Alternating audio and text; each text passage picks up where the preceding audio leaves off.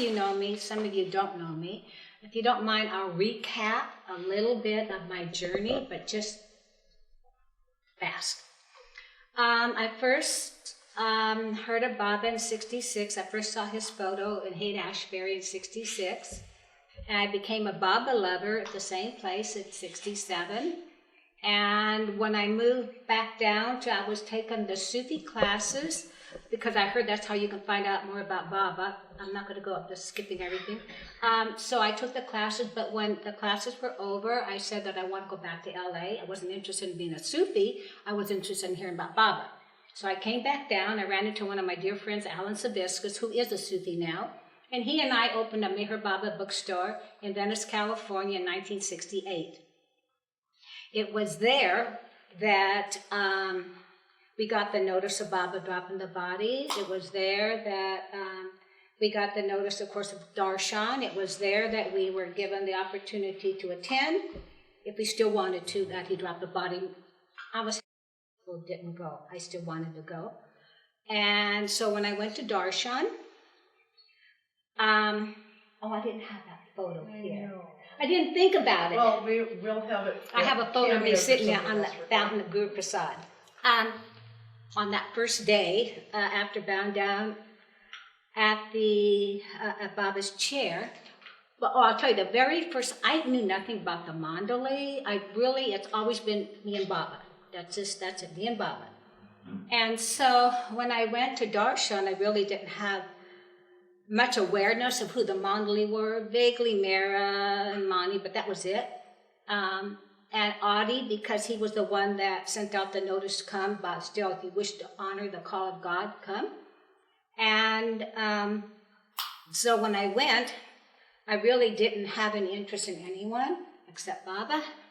And it was the first time I walked into the hall at Guru Prasad, and they separated the women from the men. And in the Western culture, we don't do that. So that was my first exposure to that. But there are so many women that they had to also mix in with some of the men. So I was on the women's side. We were sitting on the floor, it was about 3 rows back. There's photos of us there, which is really cool. But the first impression I had was of Mera. Because the 2 rows in front of me was the very front, and one girl had a photo of Baba in front of her. And Mani had said, I'd heard this years later, they were stunned because we were all young. The majority of us were young. And we had not met Baba. And they were stunned because here we came. And Baba was in the body. But anyway, so there was a young person, a teenager, sitting, and she had a photo of Baba in the front on the floor. Mera and the women mandali were here, the men mandali were there. And Mera got up, and she walked over. She picked up that photo with such unbelievable love and reverence. She kissed it, and she walked over and placed it on the arm of the chair. That had a profound effect on me to this day. Because I saw, which I didn't understand at the time, but what I was witnessing was absolute pure divine love for God. And it just resonated through my whole being. Then after we all took our turns bowing down, and all of us ended up bursting into tears, I wander outside. And I'm sitting out by the fountain, and someone took a photo of me, I don't know how, but I have a photo of myself in front of the fountain. And it was while I was sitting there, the person, whoever took the photo, wasn't there, I was by myself. And I had a flash. And in that light of the flash, I had absolute knowledge that one day I would move there, but I also knew it would be later in life. And that was it. I have to go back 1 year. In 1968, I was visiting Phyllis, and out of nowhere, she says, "Can I see your hand?" I said, "Sure." And so I showed her my hand, and she goes, "Oh, one day, later in life, you're going to move to a foreign country and stay there." She also said, which I didn't understand. Again, I still don't understand this part. You will be pointing the way. What? Pointing the way. And that's all she said. In 1968, I was still very much in the hippies. I had not, we had not passed that stage. I just moved down from San Francisco. I lived there with my brother in San Francisco. And I didn't think about it. And I'd always in this lifetime had a deep, deep love of Egypt. So somewhere back there, I thought it must be Egypt. It must be Egypt, because it's just always been there with me.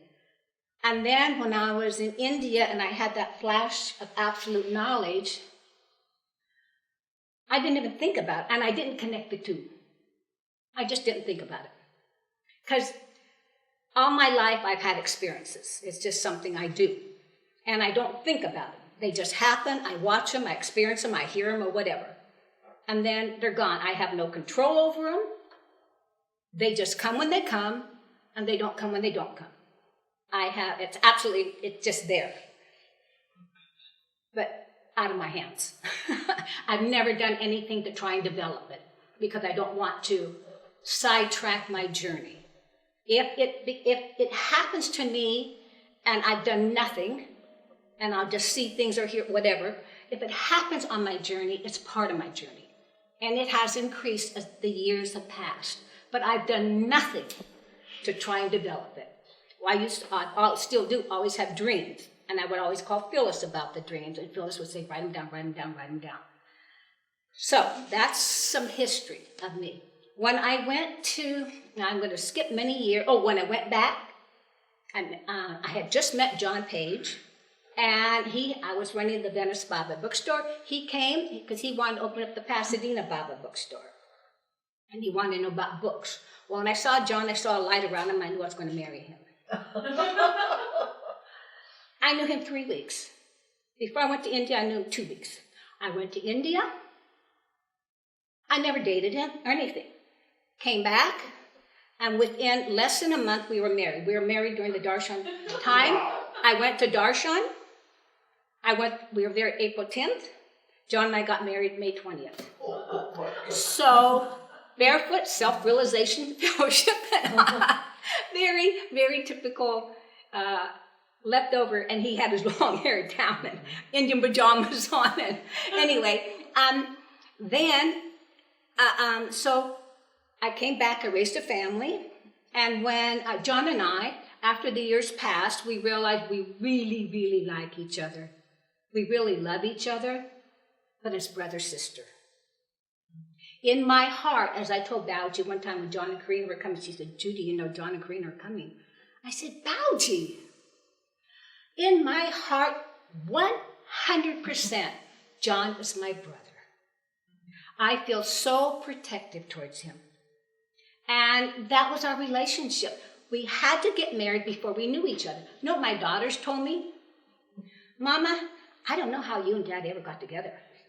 We are so opposite in nature and everything. So total. We would not have gotten married had we had time to know each other. Not because we didn't like each other. Not because we didn't. I have so much respect and love for John. So it's not because we wouldn't like each other, but because we would know we are so ill-suited to be in that role. So Baba had 2 girls, Meher and Rabia. He wanted to come into this earth, and he knew he had to get us married fast. Or should it not happen? So that's what happened. So after 7 years, interesting, we got married during Darshan at 69. 7 years later, we had filed for divorce. It became official 31st of January. Our Matithi Day. So this was total Baba marriage. So John and I have been really, really like best friends all these years. That's aside. So now my girl, my youngest one, turns 18, and she wants to go stay with her dad and go to college. And I had been feeling, this was in 89, I was working for the post office, finishing up my degree after many years. I'd gone back, taken a class here, a class there. I'd finally, in June, I graduated with my bachelor's in business, in international business. And May, my father dies. a week after Mara. I graduate a week after that. In June, I graduate. July, Rabia turns 18. I was to go to her father. August 1st, I leave to go on a pilgrimage to India. Now, I had been working for the post office and working for the post office, and then as soon as I got off, I'd head to school. And so I had hardly taken any vacation time, so I had all this vacation time. I had been feeling I always follow in myself. I always follow what I feel. I may not understand why I feel it, but I follow it. And I don't always know what the outcome's going to be, or often I don't. And so I was feeling very, very strongly that I had to go to India, just had to go to India. So I went to the postmaster, and I said that I would like to have, because normally they only like you to take 2 weeks off. And to go to India, 2 weeks, it takes you like 4 or 5 days to get there, recover a little bit of jet lag, and then you have like a few days there and you're on your way back. So I wanted to take 3 weeks. To do that, I had to get permission from the postmaster. And so I went to him and I asked him if I wanted to take an extra week off. I want to take 3 weeks off. He said, you know, we don't like people to do that. I said, I haven't taken any time off, but I am going so far away that I really need an extra week. He said, well, where are you going? And I said, I'm going to India. India? That's always the reaction, right? India? Why India? I said, it has to do with my relationship with God. He said, can't you go to the mountains? He literally said that, can't you go to the mountains? I said, no, I have to go to India. He said, okay. So I got that. And you have to ask months ahead of time. So this was in February that I asked permission. And because they have to arrange for you to be gone, someone to cover for you, and all of that. And so then these events happen. Then 1 or 2 months later, my father dies. Then the following month, I graduate. The following month, Rabia turns 18. On the 1st of August, I leave for India. And when I'm in India, I'm sitting on the MPC veranda, and I start having these internal experiences of tremendous speed going on within me.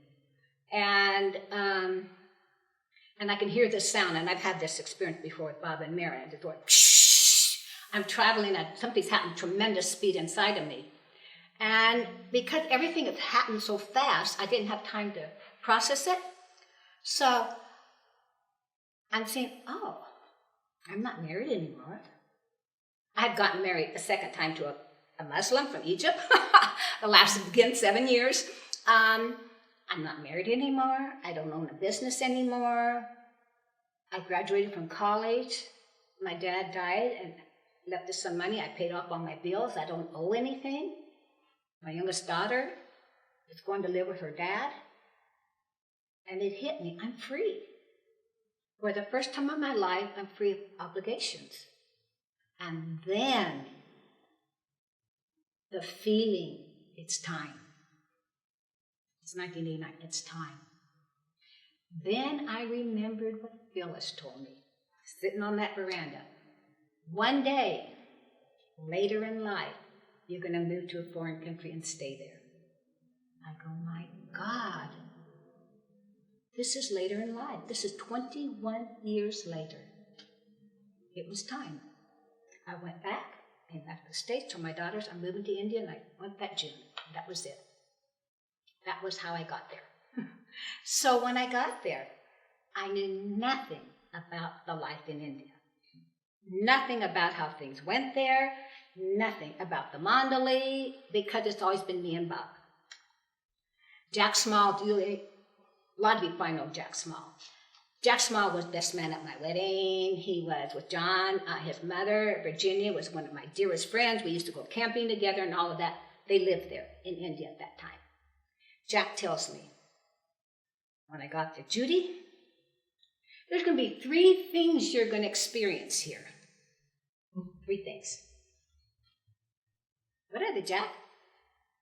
Humiliation, embarrassment, shame. Those are the three things you're going to experience here. And that is what you experience there. Why? You read the stories of how Baba would deliberately, whenever anyone was new, that a lover would come to him, he would humiliate the Mandali to no end. Just to spare them these worthless things of, don't you know anything of this and that. Baba did that all the time for years and years and years. And you have to think, well, why would Baba do that? What is attached to all those things? The ego. What crushes the ego? Being humiliated, being embarrassed, being shamed. And what's interesting is over the years, what happens is you become indifferent. You don't, every resident there has been blasted by the Mandali. Everyone. Because, even when you've not done anything, you get blasted, you get blamed. It's what happens over time and incidents that happen. You're constantly being humiliated or embarrassed or whatever. What happens over time is a strength of character is so developed and a connection with Baba is so developed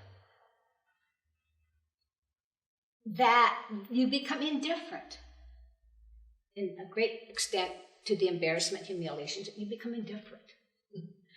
As Baba would say, he will make you as tough as steel, but as soft as butter.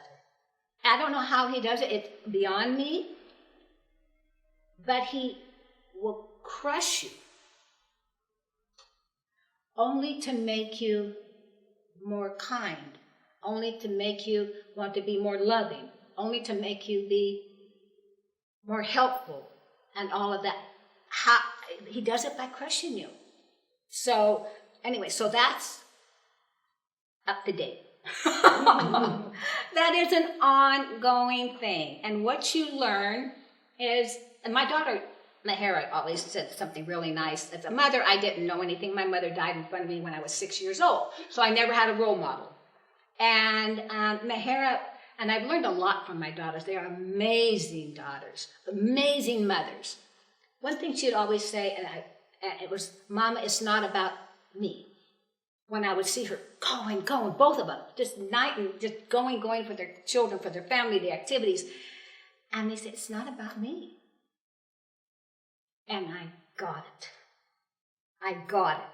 After all I got it. It's not about us. It's not about me. When someone needs something, it doesn't matter if I'm tired. It doesn't matter anything. It's not about me. If someone needs something, if you have to do something, you do it. You just don't think about yourself. It's not about me. It's about what I can do when it needs to be done, not my convenience, my comfort. That's what you learn. You learn that everywhere. For me, it's there. So that is how I got there, and that's what's happening in my life. And that's my life in India. Now, so that's that. Now I'd like to start with, should I give a little brief overview of my life in India? Just a brief thing. When I got there, immediately I started working in the MPC as a receptionist. They were so desperate. So I did that for 20 years. I was also involved in the development of the Meher Pilgrim Center. We receptionists would get together up there as it was being, I've documented the whole process of the MPR being, Meher Pilgrim Retreat, being developed. And all the artists I've videoed, I have all the artists. The only one I don't have is Charlie Mills. He wasn't available. Otherwise, every artist, work, everything I've done the whole time. So, but we would get together, we residents, and talk about, when we're talking about the new MPR, we would get together and talk about what we need. And as it was at the MPC, we receptionists were everything. It was like the Mandali would always pound us. Why didn't you tell them that? Why didn't you tell them that? It was, and the trustees, why don't you say that? Why don't you do that? It's like, what are we, the Meherabad police? You know, it's like we were supposed to be the Meherabad. It was all on the receptionist. Everything was on the receptionist.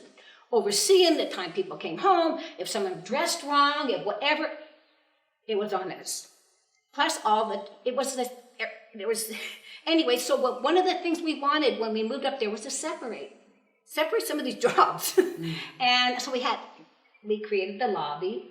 We also created the whole number system because one of the main things is because the MPR is designed in like a horseshoe. And we decided what side would be the women's, what side would be the men's. And sorry, women, we ended up putting you on the side of the dining hall. And so it's noisy there. But what happens is it's going to go from, each side is 100. It's going from 200 to 400 to 600. So the number system of the rooms and everything had to be where it can grow, continue, and not be confusing. So what we came up with was the Baba's flag. The center would be red. The first would be, well, the flag would be whatever the blue, like that. So these two center ones are the two middle, and then so that would be that color and the number system. So that's how when it grows. And then I pushed for a playground. Fought it. I wanted it down at MPC. No one wanted it because they said all the village kids would come and play. When we got up there, we're way away from the village. I said, we've got to have it. You can't have that many people come in. There's nothing for the children to do. You cannot do it.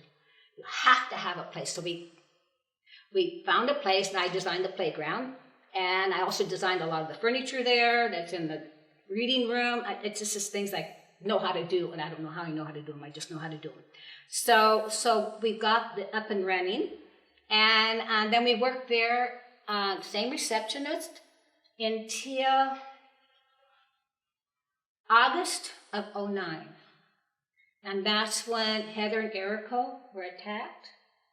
And that was a trauma. And Erico was killed. And but the day after we cremated Erico, I got a call. My sister had cancer. So I came here to take care of her, but I had to go back there because I had to go back every 6 months because of my visa, or I would lose it.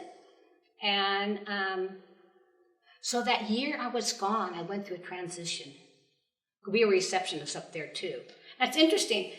And Adair was pulled out too. She took care of Heather. So it's like 3 of the oldest receptionists we pulled out. When we went back, after a year, I didn't want to do that anymore. I was just in a different place. So I stopped doing that. I used to also do the tour of Meherabad for 20 years. And at the same time, my first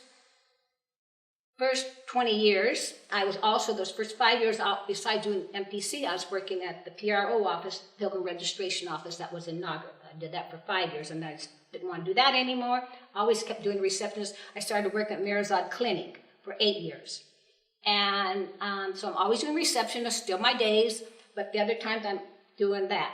And then at the end of 1990s, I started feeling very, very, very strongly that I wanted to record what was happening every day there. It just, I wanted people to know things were happening there. Things were happening so much would happen. And I had that strong need, so I asked Bauji if I could have permission to start writing a Meherabad diary.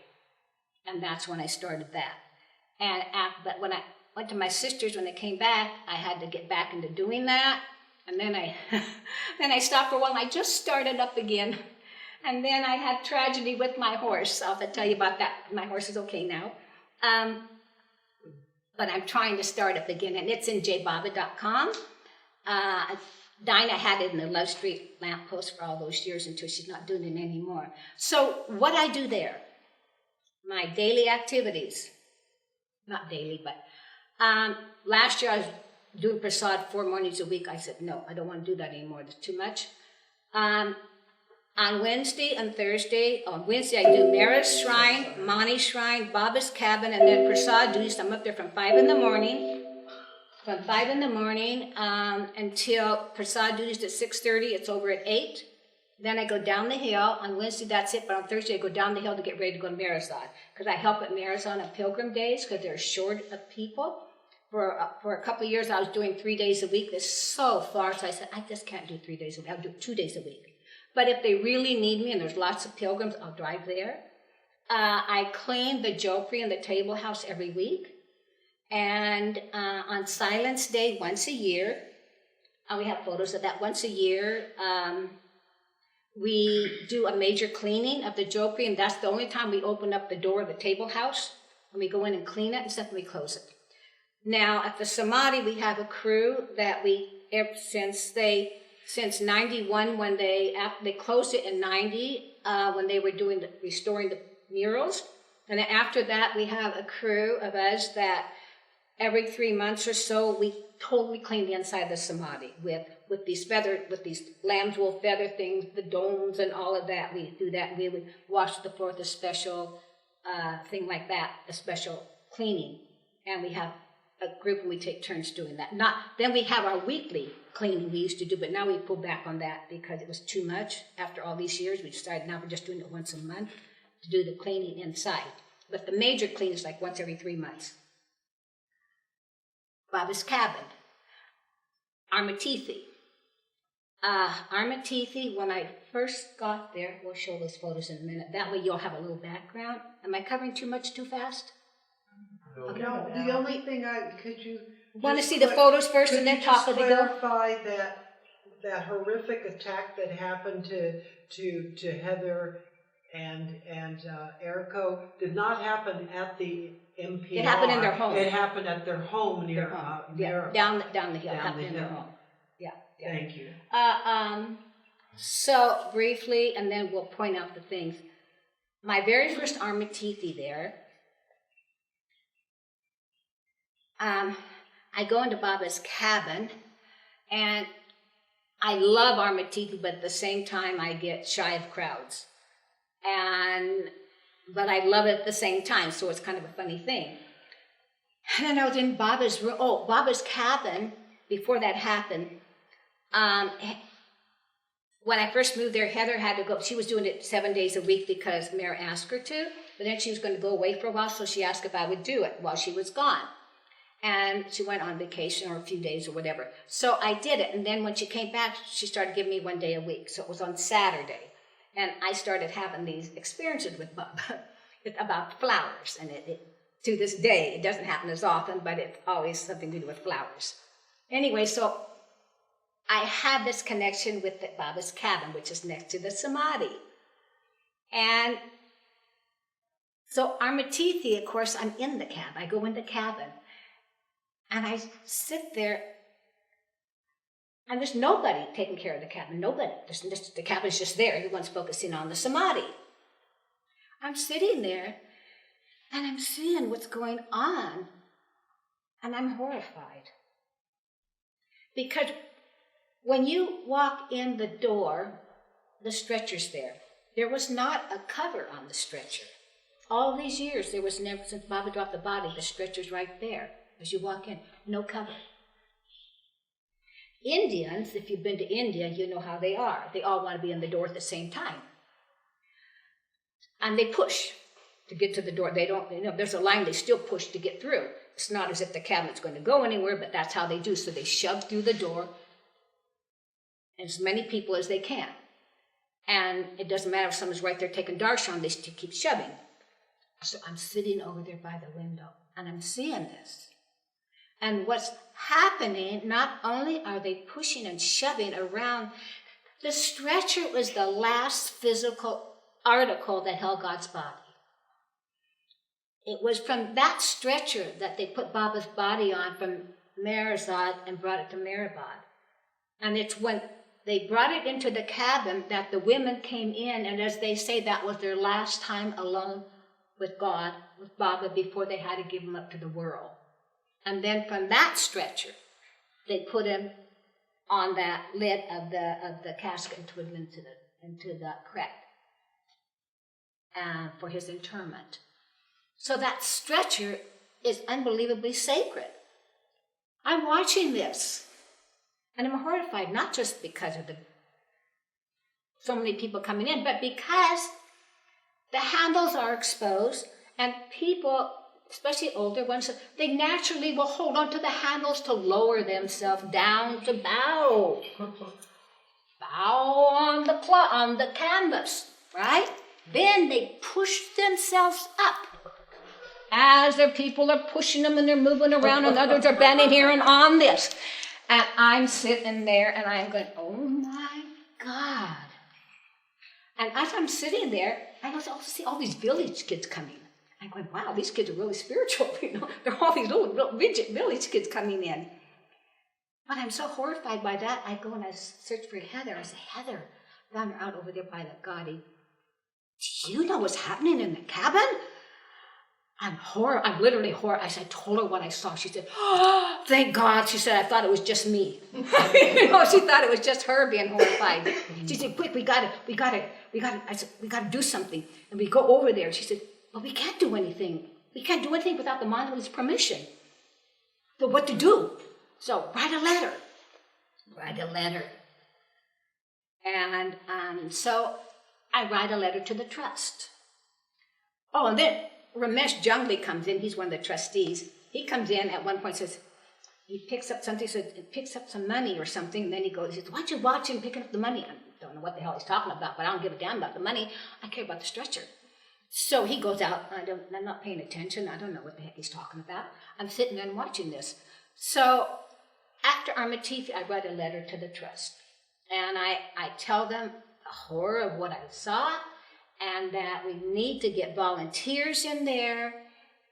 We can't, this is the danger, this is the last thing, and just putting my heart on that paper.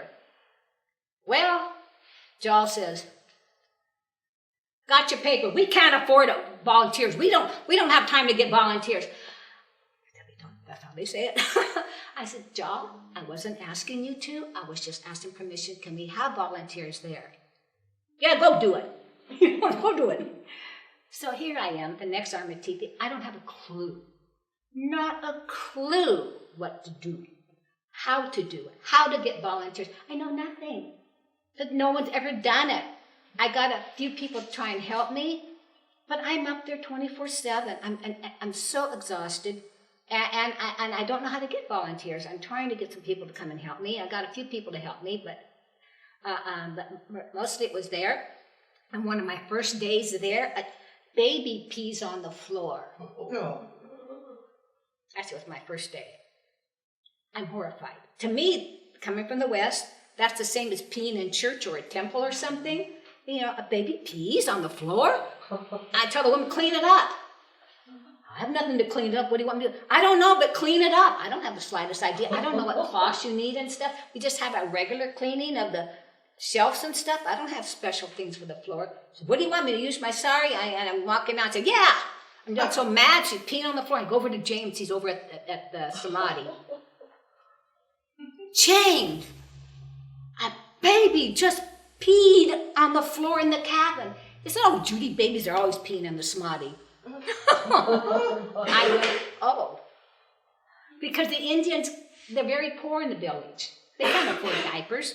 Some of them barely have food. So they're not going to buy diapers, so the babies aren't covered. And so I went and I found some newspaper. I went back to clean it up. Well, after this whole weekend of my surviving, literally almost cross-eyed, I get yelled at because I told that woman to use her sari.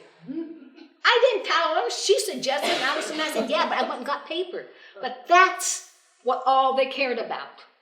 That whole weekend, everything, and all that time, nobody cared about that. I did that. I got so yelled at about that. Anyway, as the years passed, it developed. Little by little, I got people to help me. Now we've got a good crew. We have supervisors, and I tell them, do not look at me as anything other than equal. Because when we were working as receptionists, Heather, Adair, myself, and Laurel, no one had a say greater than the other. Even though Heather had already been there 13 years before I moved, I call myself the new kid on the block. I've been there, 28 years, almost 29 now. I'm the new kid on the block. Some of those people have been there 44, almost 50 years. So that makes me new. And they had already been there 13 years, Heather had. Never did she try and make us feel that we did not have an equal say. So from the very beginning, I learned teamwork, real teamwork.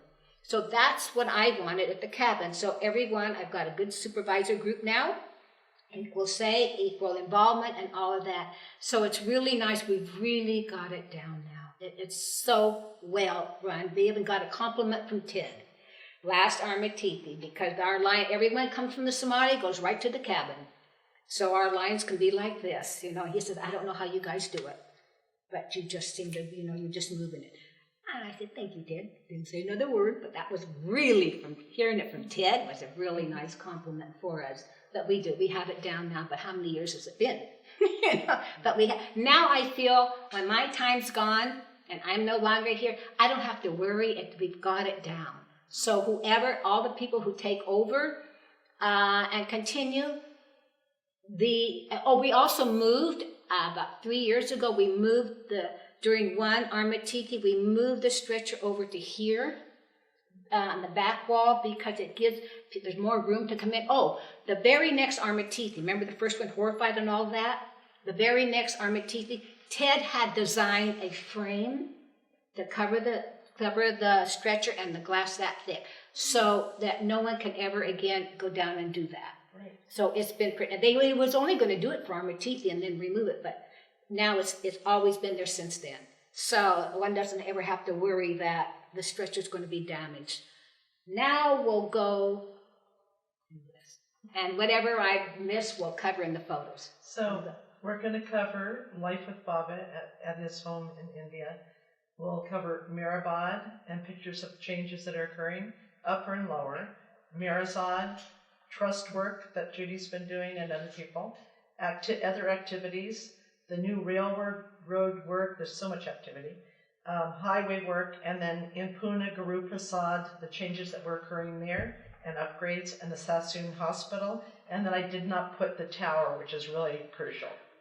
Absolutely. The memorial tower. So I always, when I do the tour, always ended it there as it was being created. Baba dedicated that, and we'll talk about that when we get to the tower. It is one of the most important things. But anyway, it's still, the names are still being engraved on marble that'll be put on the base. And then there'll be that garden around it. We'll see all of that from photos. Okay.